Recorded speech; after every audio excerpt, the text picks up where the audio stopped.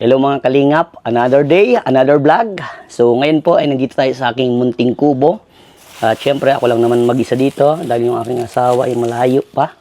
And this coming anniversary namin ngayong August na 19. Ang second anniversary namin, darating siya. Kaso mga August 22 na. So ayan, luluto ako ng ampalaya. Sino pong kumakain sa inyo ng ampalaya? Yung iba po kasi hindi kumakain ng ampalaya. At ating sahog ay chorizo lang.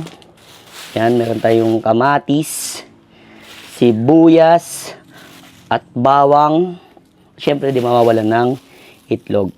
So, ayan, shoutout po sa mga mahilig sa ampalaya. Tuturuan ko po kayo ng technique kung paano po, mapapaano ang ampalaya, mapapawala po yung pait. Meron po siyang pait, pero konti na lang po, So, ito po, kung pag-ano po nito, hugasan nyo muna po, ang ampalaya. And then pagkahugas, hiwain nyo po ng maninipis, Pagkahiwa, tanggalin nyo yung puti sa loob, tapos maninipis. Then budbudan nyo po siya ng asin. Na pag nakita nyo na po na medyo nagtutubig-tubig na po yung ampalaya, hugasan nyo na po. And then i-drain nyo po hanggang sa maging mawala po yung na tubig. Then pagluluto po na ito, dapat ginigisang masyado para masarap. Yung iba hinahap cook lang, pero sa akin ginigisa ko ito ng maayos kasi para mas masarap lalo. At yung iba kaya hinahap cook, gusto nila yun. Depende kasi sa kung anong sa hilig ninyo ng mga kalingap. At ito mga kalingap, kung saan po nakarating itong vlog na to, paki-comment po at paki-subscribe na din po ng channel na to, Binsan Calyada. So ayan, tugasan ko na po ito mga kalingap at hiwain ko na po ito. Iwan na po tayo ng sibuyas, bawang.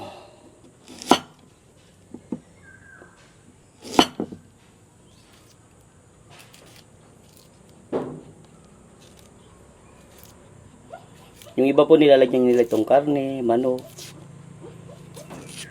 Medyo, syempre tayo man lang kakain po. Tibid-tibid po tayo. At yan, maraming salamat po kasi maraming natutuwa. Kasi si Binsan Calyada daw ay marunong magluto. Siyempre lalaki po tayo, dapat hindi rin po natin inaasa sa mga kababaihan ang pagluluto, diba mga kalingap? Kagagaling ko lang po kasi sa pag-scouting kanina, kaya yun, sabi ko magluluto ako. Kaysa bumili ako ng kumain ako sa karinderya. Dito mas mapapasarap pa yung luto mo, mas maanong pa yung luto.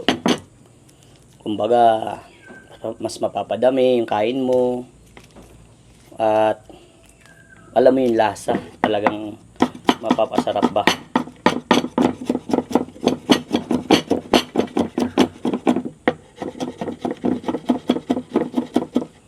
Yan, inuuna ko ito, mga sibuyas, bawang, bago yung nagano ako ng mga mantika kasi dumidikit siya dito sa ating tadtadan at kutsilyo.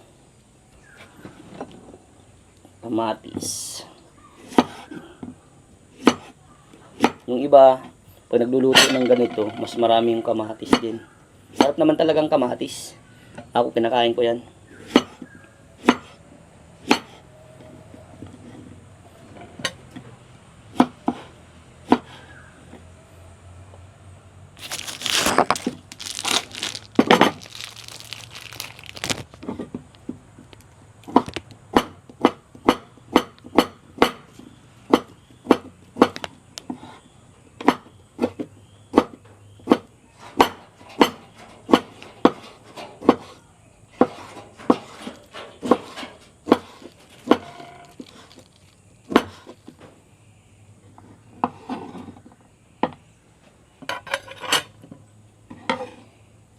Ayan, chorizo.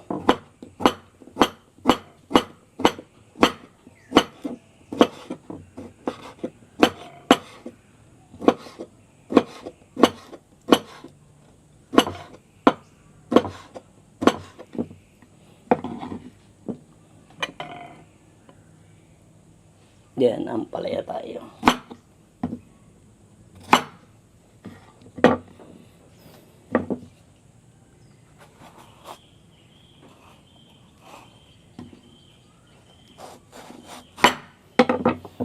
Karamihan sa mga kabataan hindi kumakain ng ganito, ampalaya.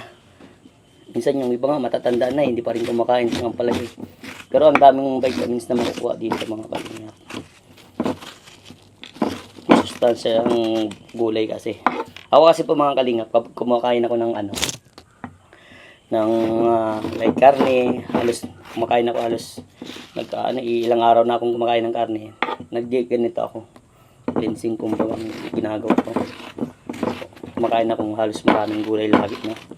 Inaano ko siya. Like kung ano-anong gulay ang kinakain ko para syempre mabilis maano yung digest yung kinain mong karne.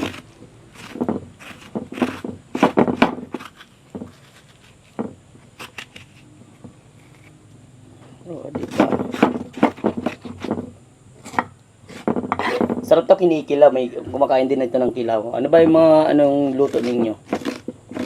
Sa akin kasi masarap din ito sa yung tawag doon, ampalaya con carne. Gumagawa pa ako nun. Yung may tausi.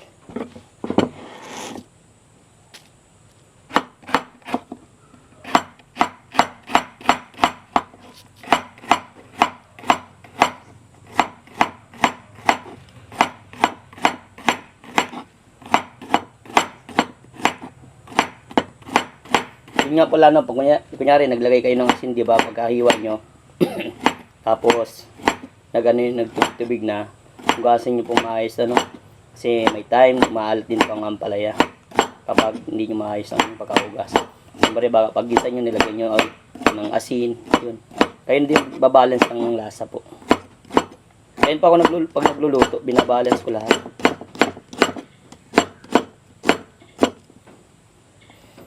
That time nung lumuto ako nung una, yung doon sa Tres Marias, ampalaya yung kinain namin doon. At nagustuhan yun ni Kalinga Prab.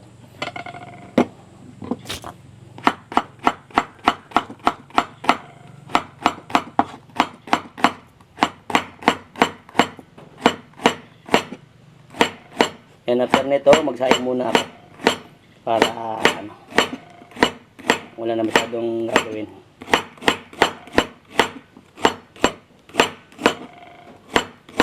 Ang lutuan ko dito ay gasolito. Wala pa akong pambili ng gasol at yung tangke.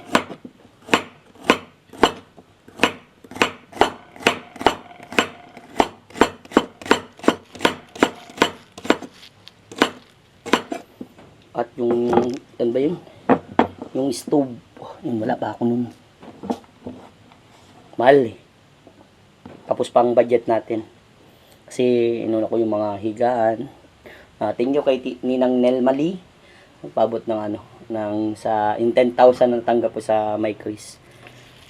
Yun ang binili ko ng itong higaan ko. Tapos yun, bili na ako ng mga gamit. Like yung foam, tamong, yung kumot ba, bikol tamong. Yun po. So ayan, magluluto na ako mga kalingap. Abangan nyo po yung lulutuin kong ampalaya.